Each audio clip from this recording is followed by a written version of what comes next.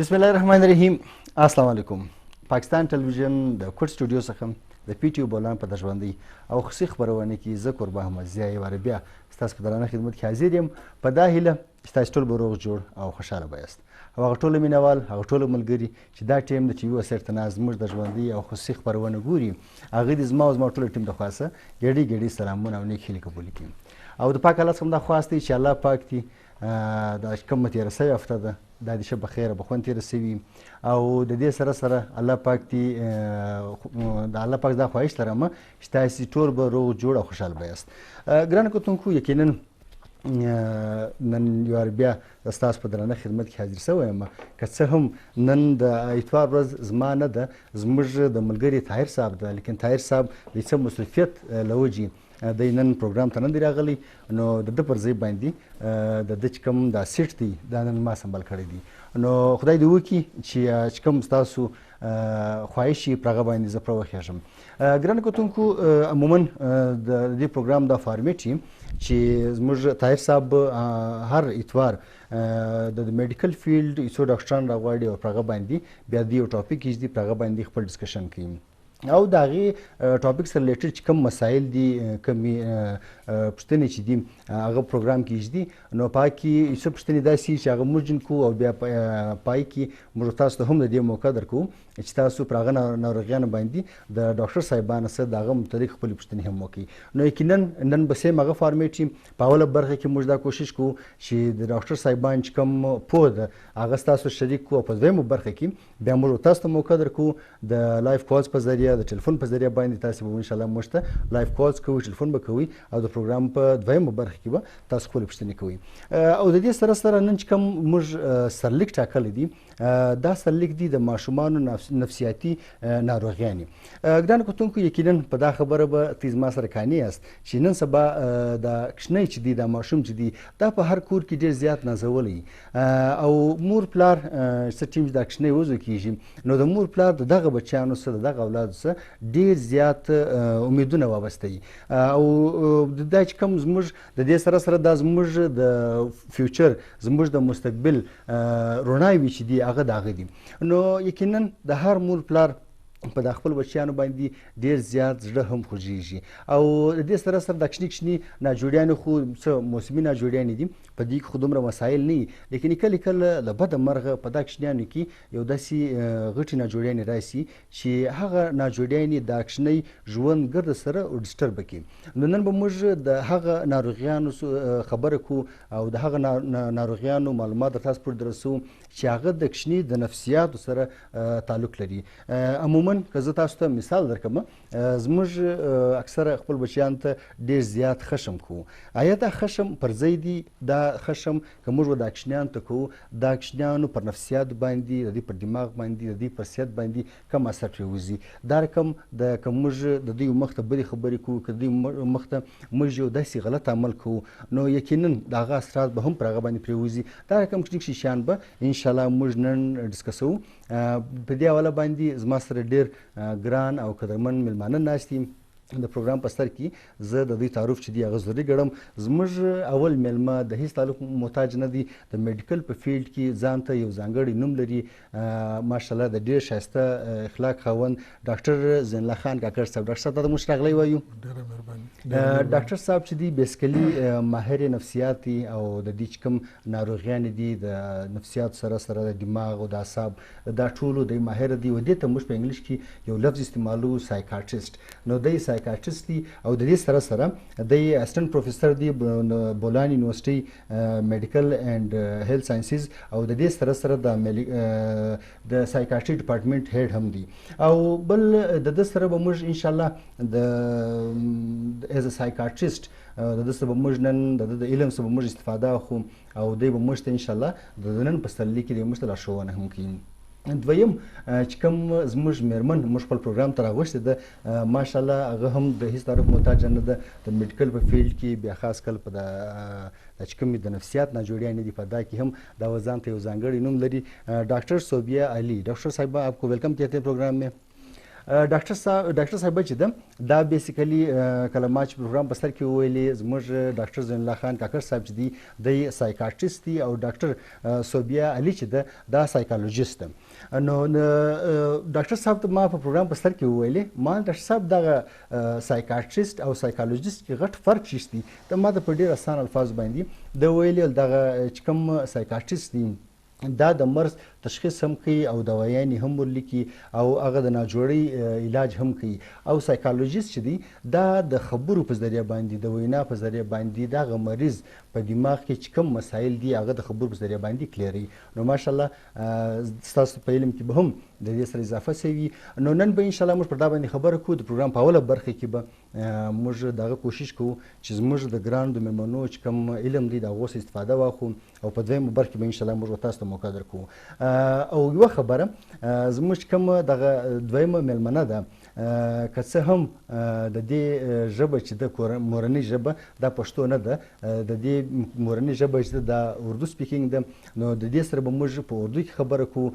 او زما د پروګرام نن خواهش هم دغه و چې دا یو ډېر مهمه سرلیک دی یو مهمه ټاپک دی په دې کې لازمي نه دی چې کوم د زموږ مینوال دي د پښتو سپیکینګ هغه خالي د دې استفاده واخلي. د دې سره سره دا چې کوم زموږ د بولان چینل چې کوم مینوال دي که هغه بلوچي سپیکینګ دي که هغه براوي سپیکینګ دي که هغه اردو سپیکینګ دي که سندي او پنجابي سپیکینګ دي هغه ټول زموږ کوم قومي ژبه د اردو نو په هغه اردو ژبه کې به انشاءالله موږ د دې سره ګایږو او زما خواهش دغه دی چې د دې د اردو ژبې څخه د نورو ژبې والا هم ډېره زیاته استفاده واخلي. ډاکټر صاحب ته موږ یو وار بیا ښه وایو.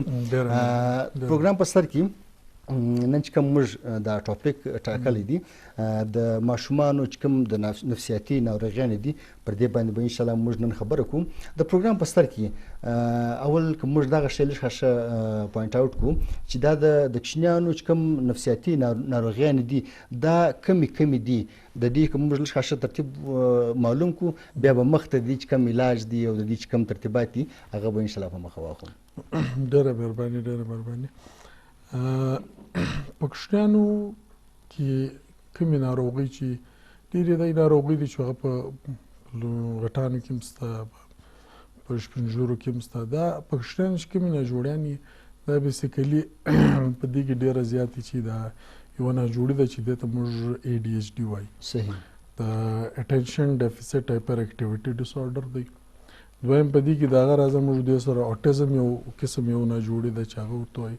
په دا کوچنیانو کې ډپریشن کیدای شي په کوچنیانو کې انزایټي کیدای شي په کوچنیانو کې نور داسې د بیهیویر ډېر ناروغتیاوې دي چې هغه په کوچنیانو کې نو په کوچنیانو کې نفسیاتي ډېر ناجوړیانې دي. کله مطلب ډېره دی ناجوړي د کم عقل چې موږ ورته وایي دا زموږ په ژبه کې مینټل ریټارډیشن ورته وایي.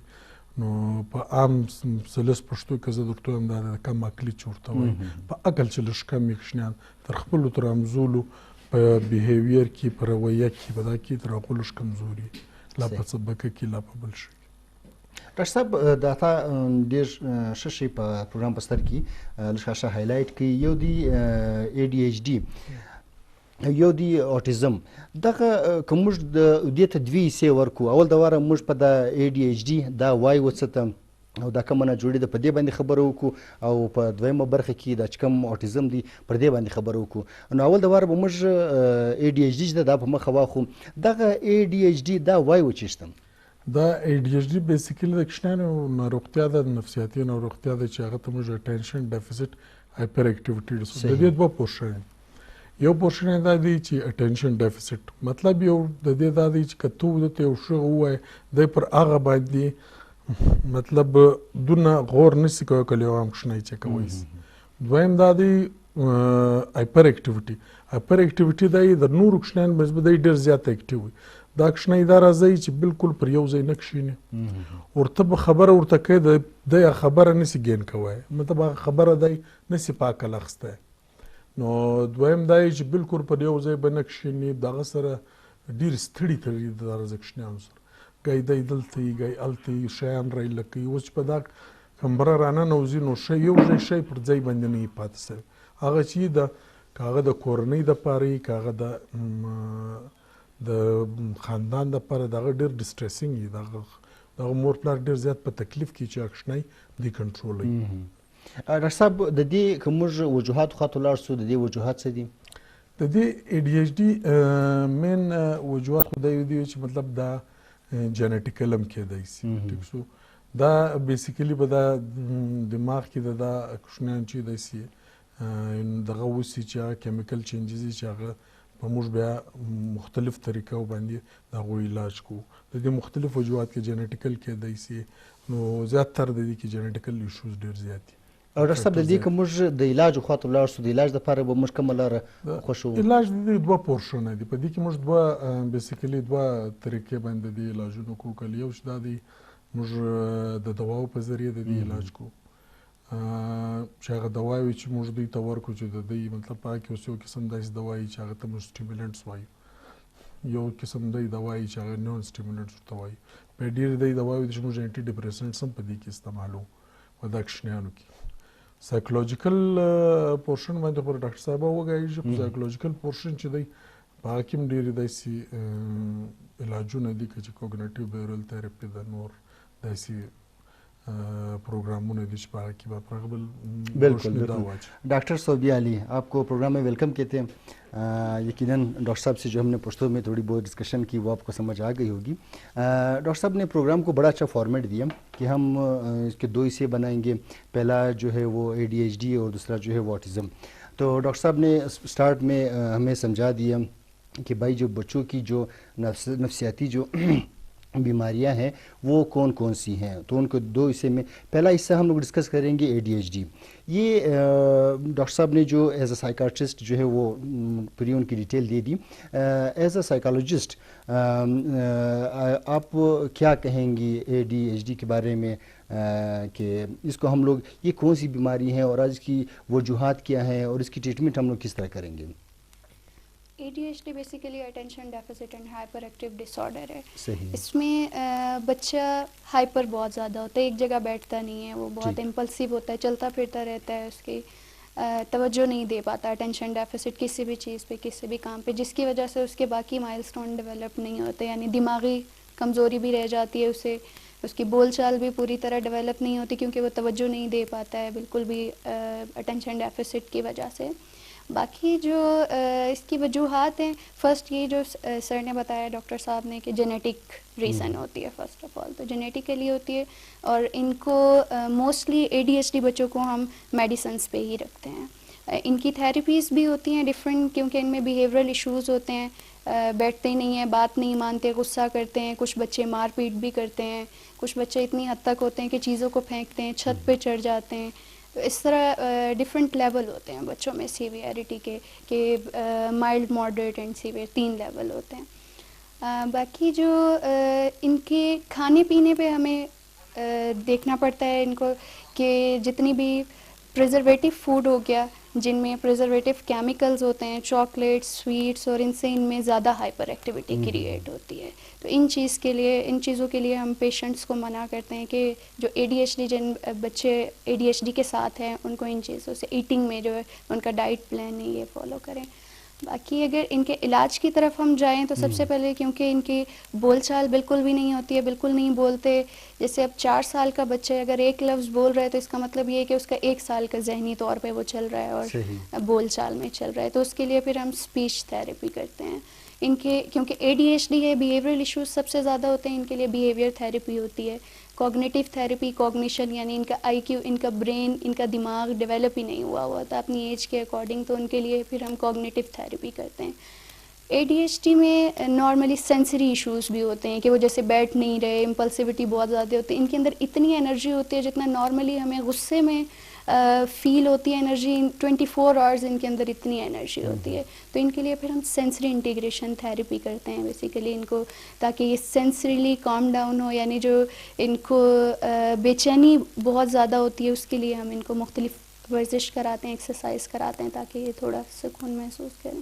تھینک یو میڈم، تھینک یو. ابھی ډاکټر صاحب اوس په راسو د اوټیزم وخواته د دې چې کوم هغه اول حصه ولا خو موږ بیان کړم. اوټیزم دا څه ته وایي، دا کومه نه جوړې ده؟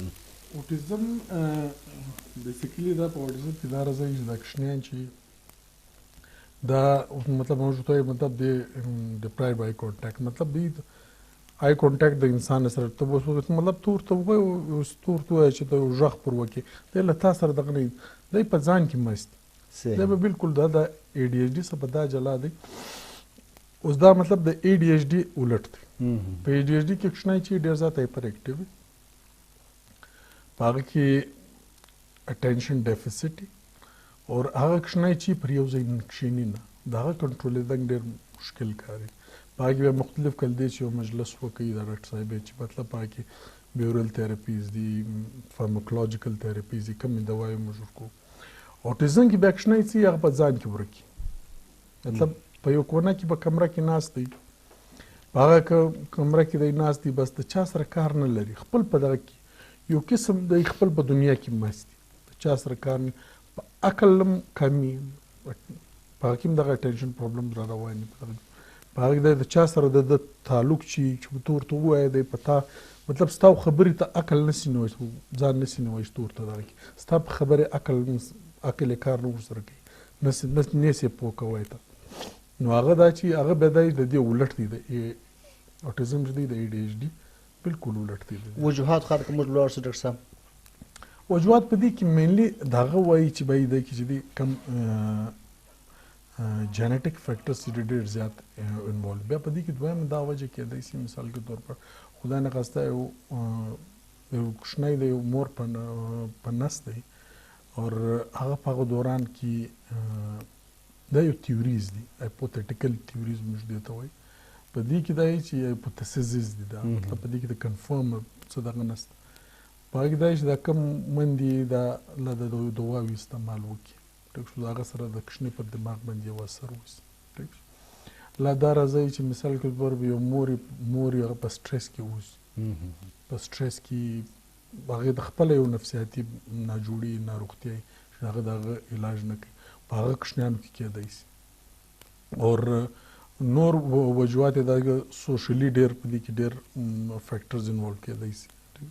نو دا مختلف وجوهات دي، بایولوژیکلی دا جینیټکس دي، جینیټکس هم دغه کې. او که موږ د علاج خواته ولاړ شو ډاکټر صاحب، علاج د دغه موسټلی سایکولوژیکل تھراپیز دي نه.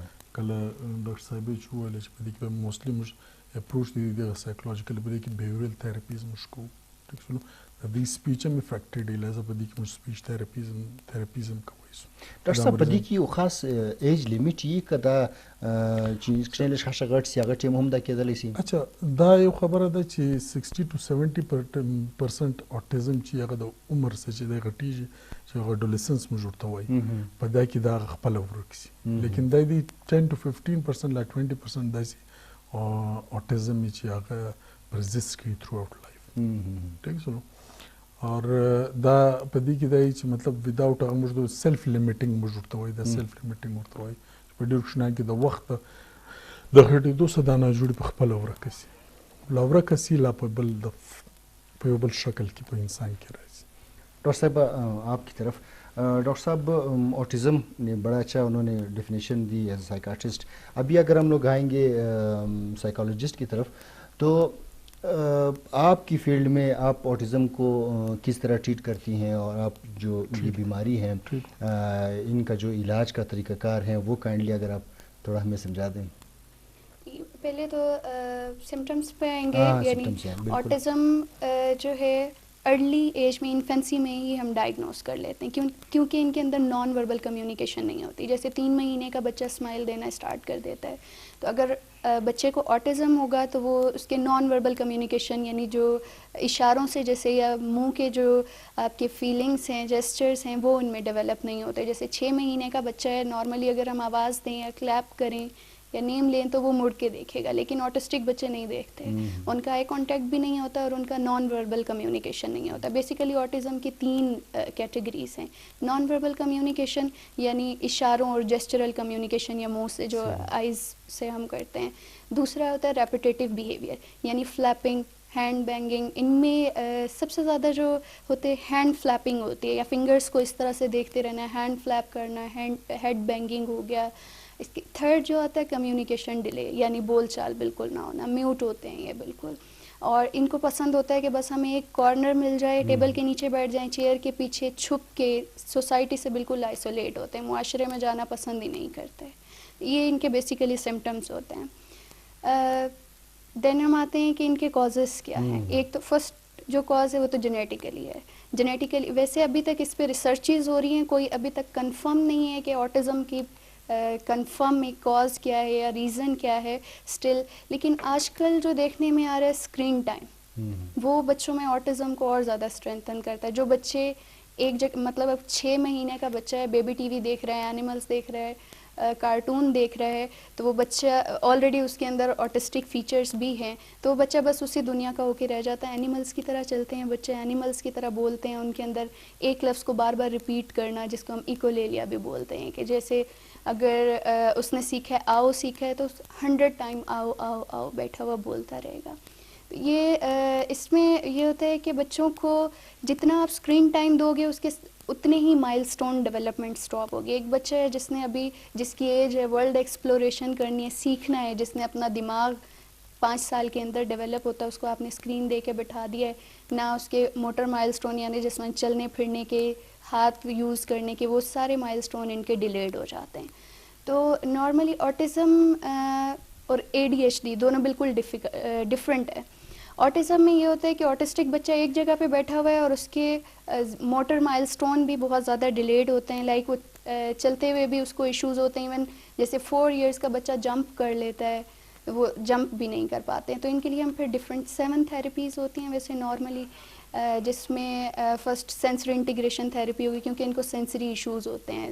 2 طرح کے سینسری ایشوز ہوتے ہیں, یا تو وہ بہت زیادہ ہائپر سینسٹیو ہوتا ہے یا ہائپو سینسٹیو ہوتا ہے.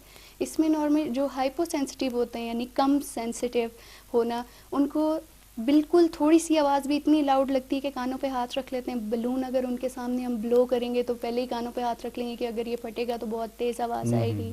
شور نہیں پسند ہوتا, زیادہ لائٹنگ پسند نہیں ہے. تو جبکہ جو ہائپر سینسٹیو ہوتا ہے ان کے سامنے اگر آپ ڈرم بھی پیٹ لو گے تو ان کو کوئی اثر نہیں ہوتا, ان کو برائٹ لائٹ بہت پسند ہوتی ہے. ویسے نارملی آٹسٹک بچے کو لائٹ اور سرکولر موونگ آبجیکٹس بہت پسند ہوتے ہیں. اگر فین آن کر کے 24 آورس بھی بٹھا دیں تو وہ جسٹ اسی کو دیکھتے رہیں گے اور اپنے دنیا میں مگن رہیں گے. ان کی تھیراپیز کی طرف اگر ہم آئیں, سینسری انٹیگریشن تھیراپی ہوگی, بیہیویئر مینجمنٹ ہم ان کی کرتے ہیں, کیونکہ ان کو بالکل نہیں پتہ ہوتا, انسٹرکشن فالوئنگ نہیں ہوتی, کہ اگر آپ انہیں بلا رہے ہیں تو آپ کے نام پہ بھی رسپونڈ نہیں ہوتا یا آپ کی بات سنیں. اس کے علاوہ کوگنیٹیو تھیراپی ہوتی ہے کوگنیشن کے لیے, اور اسپیچ تھیراپی, کمیونیکیشن ڈیلیڈ ہوتا ہے, اسپیچ تھیراپی ان کے لیے مسٹ ہوتی ہے. ماشاء اللہ, تھینک یو میڈم, آپ نے بڑے اچھے طریقے سے ہمیں سمجھایا, زبردست ماشاء اللہ. ڈاکٹر صاحب وہ اس کا مجھ راسو ابھی ہم آئیں گے, جو یہ تو آپ نے ہمیں سمجھا دیا کہ بھائی ان کے جو 2 حصے ہیں اس میں کیا کیا ہیں. ابھی ہم لوگ آئیں گے اپنی نارمل لائف کی طرف. جو نارمل لائف میں جو مسائل ہیں, جو بچوں کے مسائل ہیں, جو پیرنٹس کے مسائل ہیں, ان کو ہم لوگ تھوڑا سا وہ لائٹ موڈ میں ڈسکس کریں گے, تاکہ ہمارے جو ویورز ہیں وہ ان سے بھی ایک لائیو کالز ہیں ان کو جواب دیں گے. جی السلام علیکم. وعلیکم السلام. محترم تاته مشرغلی وایو, الله دې عزت وکړي, خوشاله اوسې. ټول مخ خپل نوم راوښیه او خپل پوښتنه وکړم. صادق نیازی کوم لکټ سره محترم بخښه کوه, دا ستا د کور د ټي وي غږ کته قرار کې, نو دا ستا غږ به بیا تر موږ پورې ډېر سفر رسېږي. صحیح قرار. کور ودان خوشاله اوسې. اوس خپل نوم راوښیه او خپل پوښتنه وکړم. ډاکټر صاحب سره خبره کول غواړم, زما یو وراره دی. جی جی. نو هغه تقریبا اټلیسټ 6 کاله دی. 6 کاله دی. صحیح. 6 کاله دی. نو داسې تنهایی پسند دی. صحیح. اور د مور د خوراک سره هم دی چې دی خبرې کوي. صحیح. بابا او کاکا او لالا یې ویل هغه سبق ولایي رسول سره. صحیح. نو دلته موږ کراچي ته هغه خان ته بوولې, ډاکټر فرحان نومېده راوړل. صحیح. ډاکټر فرحان نومېدله په هغه خان هسپیټل کې. هغې ته موږ سره چې کوي بیا موږ د ده پوره ټسټونه وکړې, د بیره ټسټ مو وکړي, د دماغ ټسټ مو وکړي. هغه کار هغې نارمل وی. صحیح. نو لہٰذا د هغې باوجود د تنهایي پسند دی, ډېر تکلیف دی. کوچنیانو څخه بات نه کوي, بس ډېر سره. نو ډاکټر صاحب سره یو ریکوست کوم چې دا چیرې کښېني یو خو د خپل پتن راکړي چې موږ پرایویټ وختو او د دې باره کې راکړي چې باندې راځي صحیح دي. کور ودان محترم استاد د ټلیفون یو جهان مننم. د ډاکټر صاحبان چې کوم هغه ایکسپرټ اوپینین دی هغه به انشاءالله موږ تاسو سره شیر کړو. د ټلیفون یو جهان مننه. خوشحاله اوسئ. ډاکټر صاحب بیا د ولې د یو مجلس وکړي چې مطلب تنهایی پسند دی. اول خدا کتل غواړي چې کدول چې موږ ټیسټونه اگر د ټیسټ شروع کړی اگر نورمال روانه دویم دا کتل غواړي چې دا کښنی چې دی دا تنهایی پسند دی ټیک سلو د دې کې مختلف وجوهات کېدای شي مختلف ناروغتیاوې کېدای شي کله یو ناروغتیا چې د اوټیزم ورته وایي نه بالکل دام کېدای شي یو د دې یو ډیټیل هسټري پکار دی چې آیا دا د څو عمر څخه ناجوړه دی آیا د اوس نه جوړه شوې دی یا چې د موره پیدا شوې دی د هغه ټایم څخه په دې کې اوس کله دی چې یو مجلس وکړي د اوټیزم چې دا د انسان په درېیمه میاشته په څلورمه میاشته موږ کښنی پیک کړو چې یاره د ده ناروغتیا کمه ده ولې هغه کښنیان چې هغه کوم چې ته اوس کله کښنی چې یو هغه ته یو د درو څلورو میاشتو شو هغه ته تر نوم ور واخلي الله ته یو اشاره ورته وکړي یو خبر ورسره وکړي هغه تا ته ریسپانس کړي دغه درکوي دا کښنیان هغه شی نه لري. دویم د کله دغه د یو مجلس وکړو د دې هسټري ډېره ضروري ده چې مطلب د دې یو موږ ډیټیل هسټري واخلو چې آیا دا د کوم عمر څه ده د څو عمر څه دی آیا په دې کې ډېر وجوهات کېدای شي مثال چایلډهوډ انزایټي ډسورډر ډپریشن کېدای شي چایلډهوډ انزایټیز کېدای شي مختلف په دې کې مثال کے طور پر ډېرې داسې مسلې مسایل دي چې په هغه په دا کښني کې کېدای شي چې هغه یو کتل غواړي چې دا بیسیکلی وجہ څه ده. میڈم آپ کی طرف آتے ہیں یقیناً آپ کو سمجھ آ گیا ہوگا اگر نہیں آیا تو میں ریپیٹ کرتا ہوں. وہ کہہ رہے تھے کہ میرا ایک بیٹا ہے ان کی عمر جو ہے وہ 6 سال ہے اور وہ بالکل خاموش تنہائی پسند اور کمرے میں اکیلا بالکل نہ کچھ بولنے والا اور نہ کچھ کھانے والا. ہم لوگوں نے ٹریٹمنٹ بھی کی ہے آؤٹ آف سٹی گئے ہیں تو ابھی تک ان کو کوئی فرق نہیں پڑا. وہ کہتے ہیں کہ ابھی ہم کیا کریں ان کی تھوڑا سا ایڈوائز ان کو چاہیے. ایک تو اگین جیسے سر نے کہا کہ ڈیٹیلڈ ہسٹری ہمارے پاس نہیں ہے اگر تو یہ لوگ سوری میں آپ کی بات کاٹ رہا ہوں. وہ کہہ رہے کہ ہمارے جتنے بھی ٹیسٹ ہیں وہ سارے نارمل ہیں اس میں کوئی خاص چیز ڈاکٹر نے کہا کہ نہیں ہے. ٹھیک ہے کوئی آرگینک کاز نہیں ہے سائیکولوجیکل ایشو سائیکیٹرک پرابلم ہے لیکن یہ کہ اس کی ہسٹری ہمیں ڈیٹیل ہسٹری چاہیے. سر سائیکولوجیکل جو ایشوز ہوتے ہیں نارملی ان میں میڈیکل رپورٹس آپ کی ساری ٹھیک آتی ہیں. تو ابھی یہ ہے کہ ہمیں نہیں پتہ کہ جس طرح سے وہ بتا رہے ہیں نارملی آٹسٹک بچوں کے ساتھ بھی ایسے ہوتا ہے کہ وہ بولتے بھی نہیں ہیں تنہائی پسند ہوتے ہیں اور ان کو کھانے پینے کے بھی پرابلمز ہوتی ہیں اس طرح سے کہ جیسے میں نے آپ کو بتایا سینسری ایشوز ان کو زبان پہ کچھ رکھنا بھی پسند نہیں ہوتا ہے جس کی وجہ سے یہ بچے بہت لمیٹیڈ ہوتے ہیں یا تو فیڈر یا پھر اسٹل دودھ پہ ہوتے ہیں. ابھی ڈیٹیل ہسٹری نہیں ہے کہ اس کو یہ والے ایشوز ہیں یا پھر ہو سکتا ہے اگین جیسے انگزائٹی ایشوز بھی ہو سکتے ہیں یا چائلڈہڈ ڈپریشن بھی ہو سکتا ہے اس بچے کو یا کوئی اور ایموشنل ڈسٹربنس بھی ہو سکتی ہے. آپ اس کو فی الحال کیا ایڈوائز کریں گے؟ ان کو چاہیے کہ بچے کو اگر تو تنہائی پسند ہے آپ کو بچے کو اکیلے نہیں چھوڑنا چاہیے باہر لے کے جائیں 6 سال کا بچہ ہے پارکس میں لے کے جائیں بچوں کے ساتھ گروپنگ کریں جتنا ہو سکتا ہے اس سے بات کریں جہاں پہ فیملی ممبرس بیٹھے ہوئے ہیں بے شک وہ بات نہ کرے اس کو درمیان میں بٹھائیں اپنے تاکہ وہ باتیں کرے سنیں ہو سکتا ہے اس کے پاس وکیبلری نہ ہو جس سے وہ بولے بات چیت کرے یعنی اس کو سوشل کریں. اینٹی سوشل ہوا ہے اگر وہ الگ رہنا پسند کرتا ہے جتنا آپ اس کو سوسائٹی میں مرج کریں گے اتنا وہ آپ کے لیے بہترین. ایک اور لائیو کال ہے جی. السلام علیکم. وعلیکم السلام. جی محترم تا ته موږ راغلی وایو ټول له مخه خپل د کور د ټي وي غږ قرار کې بیا هم موږ ستاسو د ټلیفون کومې خبرې چې دي دا کې به موږ ته ډېره زیاته اسانتیا وي. صحیح څه خپل نوم راوښیه قربانه. زما نوم سعادت خان دی د کوټې څخه خبرې کوم. جی څه ویل غواړې د نن د پروګرام په باره کې؟ پروګرام خو ماشاءالله دی ډېر ښایسته روان دی. زما یو کوچنی ورور دی جی د 4 کالو دی جی او هغه په پښو نشي تللی او بل ډوډۍ شی نه خوري خبرې هم نشي کوی نو دا نو یو ډاکټر لمبې ولې دي هغه څه ورته وایي ډاکټر صاحب که څه کوېسچن کوي؟ او ډاکټرانو مې ګرځولی دی خو بس ډاکټر دغه وایي دی سعدالله خان ډاکټر صاحب ستا مخ ته ناست دی دی څو پوښتنې دې څه کوي د هغه جوابونه ما ځې ورکړم نو بیا به لږ ښه موږ ته هغه مجلس واضح شي. سعدالله خان د ده تاسو ټیسټ کړي دي کله مثال کے طور پر دا ایم آر آیس ولا سی ټي سکینز ولو دا راځه دغه ټیسټونه تاسو کړي دي که نه دي کړي؟ دا ټیسټونه خو موږ ډېر ورکړي دي خو هغه وایي چې مثال علاج نشته. ته چې ما ته خپل ځای راوښیې چې ته په کوم هسپتال کې کښېنې نو موږ به هلته درولو، دا کوچنی به هم درولو، موږ به درسو. صحیح دی انشاءالله د پروګرام په پای کې د ډاکټر صاحب پر ډیټیل موږ تاسو ته درکو نو انشاءالله الله دې بهتر ولري. ډاکټر صاحب یې وګوري، ډاکټر صاحبه هم زموږ سره ناسته ده، د هغه سره به هم انشاءالله مشوره وکړو. الله پاک دې ستاسو ماشوم ته غیبي صحت ورکړي. کور ودان د ټلیفون یو جهان مننه، خوشحاله اوسئ. دا کوم ورور چې صدله خان چې سوال وکړي بسکري اوس دا کوچنی ده په دې کې زیاتره د ښکاره کېږي کله دی چې مطلب اوس په پښو نسي ولاړېدل. ای خو کوم اوټیزم والا چې خو ولاړېدل نه غواړي. اوهو بالکل. بیسیکلي دا په دغه ډول کوچنیانو کې دی بیا وجوهات مختلف کېدی شي چې مطلب هغه ته موږ یو قسم ارګانیک النسز وایي یا ارګانیک برین سنډروم. په هغه کې دا چې مطلب دماغ کې یو داسې پیښه سوي که هغه آیا دته پر کوچنو سوي آیا دته په یو قسم موږ دا غټه تب ورته وایو دماغ ته لویه تب دماغ ته وخت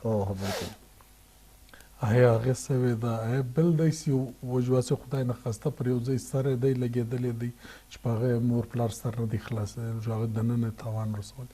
نو د دې لپاره ضروري دی چې دا فولي انویسټیګیټ سي، په ډیټیل کې انویسټیګیشن د دې وسي چې مطلب هغه انکلوډینګ ایم آر آیس ولا سی ټي سکینز ولا دا شیان یې ورکړو چې یو واره موږ د هغه ناروغتیاوې د ځان دغه کو دغه باره کې ځان کلیر کو.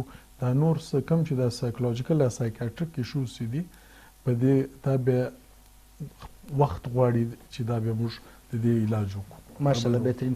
ڈاکٹر صوبیہ میں آپ کی طرف آتا ہوں. ابھی کچھ ڈسکشن یہ کریں گے اس میں جو جس قسم کی بیماریاں ہوتی ہیں یہ تو ہم نے تھوڑا سا کلیئر کر دیا. ابھی ہم آئیں گے ذمہ داری کی طرف، رسپانسبلٹی کی طرف. پیرنٹس مین کردار ادا کرتے ہیں، خاص کر جن کی مدر ہیں وہ بڑی ذمہ دار ہوتی ہیں اور بچے کے ساتھ جتنا عرصہ گزارتی ہیں مدر سے زیادہ کوئی بھی نہیں. فادر جو ہیں وہ نکل جاتے ہیں. تو آپ پیرنٹس کو کیا ایڈوائز کریں گی کہ ان کی کیا ذمہ داریاں بنتی ہیں، اس طرح کے بچوں کو کس طرح ان کا خیال رکھنا چاہیے اور کن کن چیزوں کا خیال رکھنا چاہیے؟ سب سے پہلے تو یہ کہ اگین جیسے مدر سب سے زیادہ ٹائم ساتھ رہتی ہیں. ہمارے معاشرے میں انفارچونیٹلی آٹزم اور ADHD کو ایسے سمجھا جاتا ہے جیسے جن ہے. تو پیرنٹس بھی ڈاکٹرس کے پاس لے جا کے اینڈ میں ان کے بھی مائنڈ میں یہی چیز فکس ہو جاتی ہے تو بچے کو بالکل آپ سائڈ پہ کر دیتے ہیں. تو نارملی مدر کی یہ رسپانسبلٹی بنتی ہے. اگر ADHD بچہ ہے، اس کے بیہیورل ایشوز ہیں، اگر وہ چیزیں پھینک رہا ہے ایک کمرے میں، اس نے مطلب ایک طرح سے ساری چیزیں سامان نیچے پھینک دیا، تو آپ کو چاہیے چیزیں ایکسیس سے اوپر رکھیں، بچے کو دیکھیں، مطلب اس کا اگر آپ بیہیورلی کنٹرول کریں، اس کو باؤنڈری دیں، لمیٹیشن دیں. اگر بچے کو نہ کا مطلب سمجھائیں کہ کیا ہوتا ہے، یہ نہیں کرنا. ایک کہتے ہیں نا کہ ہم بارڈر لائن بنا دیتے ہیں، باؤنڈری بنا دیتے ہیں کہ یہ چیزیں آپ کر سکتے ہو، یہ نہیں کر سکتے. تو اگر مدر چاہے آٹسٹک بچہ ہو چاہے ADHD بچہ ہو، ان دونوں کے ساتھ اپنے لمیٹیشن اور باؤنڈریز سیٹ کر لیں تو obviously بچے بہتری کی طرف آتے ہیں. دوسرا یہ ہے کہ بجائے ان کو معاشرے سے یہ سوچ کے الگ کرنا کہ لوگ کیا کہیں گے، پوچھیں گے یہ اس کو کیا مسئلہ ہے، یہ کیا ہے، اس کو گھر پہ رکھنا، اس کو معاشرے میں لے کے جائیں تاکہ اس کو لوگوں کی سمجھ آئے. بیسیکلی لوگوں میں جتنے یہ دونوں بچے چاہے ADHD ہیں چاہے وہ آٹزم والے بچے ہیں، جتنا معاشرے میں جائیں گے اتنا لوگوں کو سمجھیں گے. بیسیکلی ان کو ہیومن انٹریکشن ہی نہیں پتہ ہوتا کہ انسانوں کے ساتھ ہم نے کس طرح بات کرنی ہے، کس طرح جانا ہے، کس طرح بیٹھنا ہے. ان کے لیے اس طرح ہوتا ہے بالکل ایک جیسے فینٹیسی ورلڈ ہے یہ. تو پیرنٹس کو چاہیے کہ بچوں کو فیملی فنکشنز میں لے کے جائیں، باہر پارکس میں کچھ بھی ہو جائے، دن میں 30 منٹ نکالنا کوئی بڑی بات نہیں ہے. 30 منٹ کے لیے کسی پارک میں لے جائیں یا فیملی میں جس کے گھر پہ بچے زیادہ ہو ان کے پاس لے کے جائیں تاکہ ان کی ذہنی اور جسمانی دونوں نشو و نما ہو. جی میں پښتو میں کړم په دې کې یو تھراپي موږ ته دا د ګروپ تھراپي ورته نو مثال کے طور پر په یو علاقہ کې په یو ځای کې لا په یو شهر کې داسې کشنیان 400 کشنیان هغه به ډیټیل تاسو د سایکولوژیست وتی زیات ډیټیل ولي مینلی د دغه سره د انوالومنت زیات کله مثال کے طور پر په د اوټیزم سره د انوالومنت زیات په کې میډیکیشن چې دی هغه موږ صرف بیورل مطلب د بیورلی په خبرو نه کنټرول شي بیا موږ هغه کې دوای ورکو نو زیاتره اټیچمنټ د دوی سره کول دا چې وایي دا تھراپي ده دا تھراپي ده په دې کې یو تھراپي دی پیرنټینګ سکل مطلب پیرنټ مور پلار ته ایجوکیشن ورکو مور پلار ته اویرنس ورکو چې دا ناجوړي څه ده دا غټ خبره ده دا نه یو ناروغتیا ده د دې ناروغتیا د ستړي کېدای شي که دا تاسو خیال نه وکړئ دویم پرته په دا کشنیان چې عموما اوس د 6 کاله 15 کاله کشنیان په سکول کې به داخله برته ورس د ټیچرانو سره باید سره د مور پلار ملاو شي هغه ورته وایي چې د زموږ په کشنی کې دا شیان دي دا ناجوړي ده دا ناروغتیا ده بیا باید چې موږ په دا کې د ټیچرز او دا کم خلک چې د دې میو ایجوکیشنل پروګرام راځي دا وکړو چې مطلب مثال ګو دا ناجوړي ده څه بیسیکلی دا کم ستړي تور سره پیښېدای شي د دې سره اور دویم خدا دې چې د دې زیات دویم دا کم چې هایپر اکټیویټي ډیس آرډر دی مطلب پای کې دا شنایش دی کل دی چې مجلس وکړي دی کې ان اټینشن امپلس کنټرول هایپر اکټیوي دا مختلف تھراپیز کې د سپاک به دای چې مطلب دوايي وي پای کې زموږ انوالومنت ډیر زیات دی چې مطلب مینلی د ای ډی ایچ ډي علاج دی له دوا وسکه ډاکټر صاحب یو شی زما په ذهن کې راغلی دا د ای ډي ایچ ډي کوم پیشنټ دی دې ته که موږ په اسان الفاظ کې وایو چې هغه اکټیو کشنیان بعضې خلک دا وایي چې دغه کوم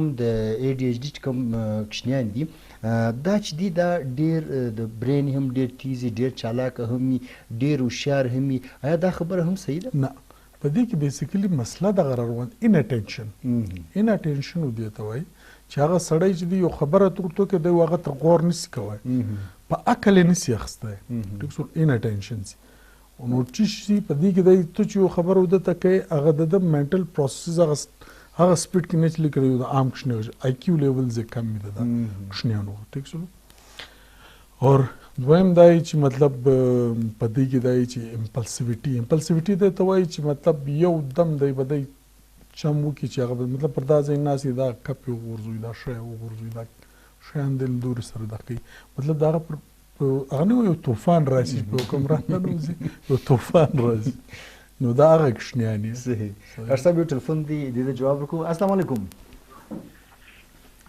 السلام علیکم وعلیکم السلام محترم تاسو موږ راغلی وای خپل نوم راوښیم دین کاکړ ډاکټر بانور ز خبرې کوم او زیات صاحب څنګه جوړې خیرت نه الله دې عزت وکړه څوک کم کاکړ سیف الدین کاکړ د ډاکټر بانور ورځ سیف الدین کاکړ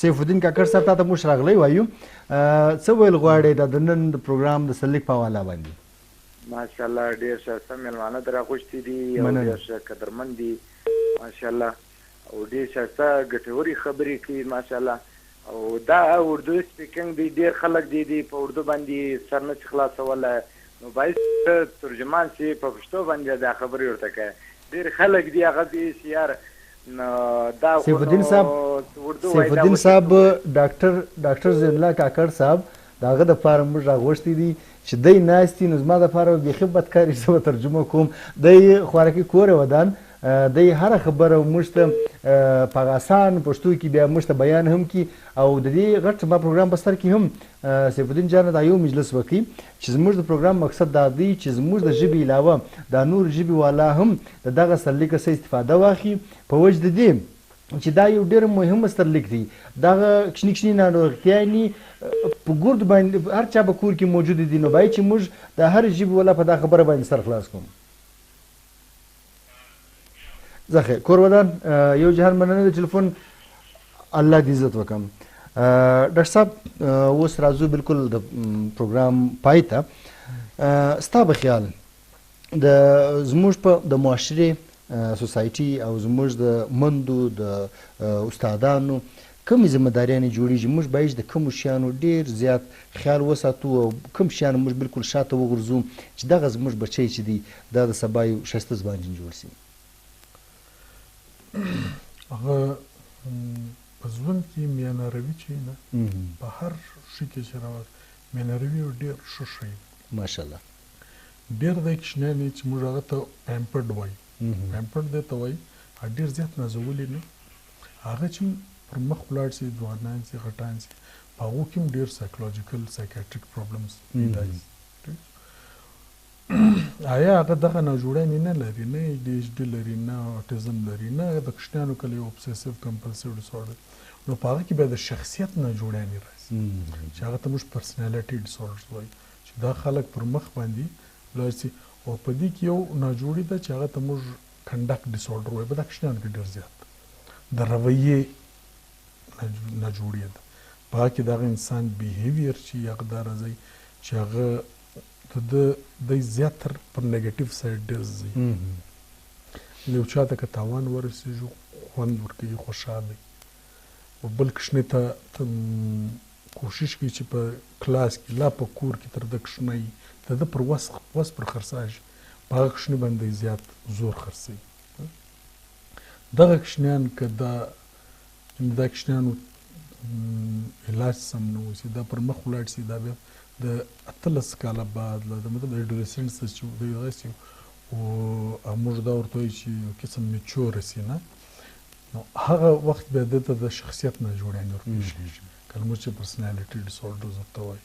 په هغه کې مختلف راځي. کله دی چې یو خبره دلته وکړه انټي سوشل مطلب دا چې دا خلک چې بیزیکلي کوشش کوي په نیګیټیو کارو کې ډېر زیات یو چا ته تکلیف ورسول، بیا پر هغه پښیماني نه کول. ډېر دی خلک اوس مثال له ما غلطي وسي، له تا وسي، له بله وسي، په یو چا ته مو تکلیف ورسوي، ساعت به موږ په جذباتو کې یو خو پراخې به دغه نه وکړو، لیکن چې بعد کې کښېنو بیا موږ ته یو پښتاوه کېږي او پښیماني راته کېږي او دوی ته پښیماني نه کېږي. ډاکټر صاحب آخري میسج هم ورکړه د پروګرام مخکې هغه هم بالکل پای ته ورسېدي. تر ټولو له مخ خو زه ستا ډېر زیات شکرګزار یم، ستا د ټیم د دا PTV بولان چې مطلب دی په دونه غټه پیمانه کې اویرنس پروګرام د کوچنیانو پر دا د کوچنیانو پر ټاپک باندې روغتیا باندې د یو پروګرام وکړي. دویم دا مختلف ناجوړیانې دي، د دا ناجوړیانو علاج ډېر ضروري دی. آیا دا ناجوړیانې په دواو سمیږي، په خبرو سمیږي، لا په تھراپیز بیورل تھراپیز په هغو سمیږي؟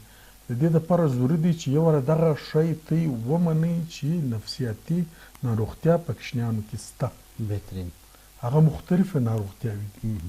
ورکه دا ناروغتیاوې ته یې اګنور کړي، دغه کې ورته په انګریزي کې چې اګنور یې کوي، لا یې اچا پچم کله سترګې پر پټې کوي چې مطلب دا خو به د وخت سره دغه سي، دا مخکې ډېرې تر دې ډېرې غټې ستړي جوړېږي. لهذا بهتره دا ده چې زر تر زر له خپل ډاکټر زه چې هر ډاکټر درته د نفسیاتو لا سایکولوجیسټ درته نږدې له هغه سره مشوره وکړئ.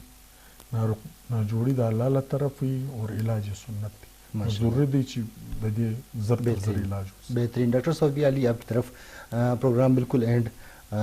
تو آج ہمارا پروگرام کا کنکلوژن، اگر ہم آئے کنکلوژن کی طرف، ہمارا کنکلوژن کیا ہوگا اور ہمارا مقصد آج کے پروگرام کا کیا تھا، اور آخر میں آپ کیا میسیج دینا چاہیں گی جتنے بھی ہمارے ویورز ہیں ان کو؟ فرسٹ آف آل تو تھینک یو سو مچ، آپ نے پروگرام میں بلایا اور اتنا اچھا ٹاپک چوز کیا جو آج کل سب سے زیادہ مسئلہ جو چلا ہوا ہے.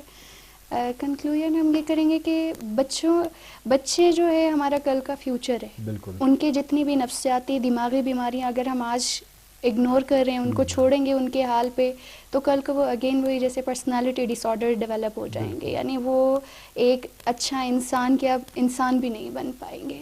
تو یہ ہماری ذمہ داری ہے، چاہے ایز اے پیرنٹس، ٹیچرس، یا ہم ہو گئے تھراپسٹ ہو گئے، ڈاکٹرس ہو گئے، جن بچوں کو اگر کوئی نفسیاتی یا دماغی بیماری ہے ان کو ایسے نہ چھوڑیں، ان پہ کام کریں، اور ان کو چاہے تھراپی سے زیادہ سب سے زیادہ ان کو اٹینشن کی ضرورت ہوتی ہے. اگر ماں باپ ان کو توجہ دیں تو بچے ٹھیک ہو سکتے ہیں. تھینک یو سو مچ. تھینک یو. ګران کتونکو، یقینا زما پوښتنې هم ډېرې زیاتې دي، ستاسې پوښتنې هم ډېرې زیاتې دي، خو وخت زموږ ملګرتیا نه کوي، وخت چې دی هغه بالکل پای ته ورسېدي. نو انشاءالله بیا که چیرې ژوند ولرو دغه ناستو مېلمنو ته به یې واره بیا موږ بلنه ورکوو او د هغه رقم یو ښه سرلیک به بیا ټاکو او پر دې باندې به انشاءالله موږ نورې هم خبرې کوو. ډاکټر صاحبانو ماشاءالله ډېرې ښې خبرې وکړلې. زه د پروګرام په پای کې سپیشل د دواړو مېلمنو یو جهان مننه چې دوی راغلو، سپیشل د ډاکټر زین الله خان کاکړ صاحب او د ډاکټر صوبیا علي صاحبه، تھینک یو سو مچ انیکا. د دوی یو جهان مننه کور یو دان چې دوی راغلو د زموږ د نن مهمه سرلیک، د مهمه خپرونه، مهم ټاپک او زموږ ډېر زیات را ښایسته کړي او یقینا د دوی د علم څخه به موږ ډېر زیات استفاده هم اخیستي. الله پاک دې موږ ته توفیق راکړي چې موږ د هغه رقم ښې خپرونې په بیل بیل وارو ستاسو په درنه خدمت کې حاضر کوم. زه قربان احمد ضیا، زموږ پینل پروډوسر اعجاز بلوچ صاحب او زموږ ټول ټیم د بلې هفتې پورې ستاسو اجازت غواړو. روان هفته کې چې ژوند ولرو یو د نوي سرلیک سره د یو نوي ټاپک سره بیا ستاسو په درنه خدمت کې حاضرېږو. د بل اتواره پورې خدای په امان.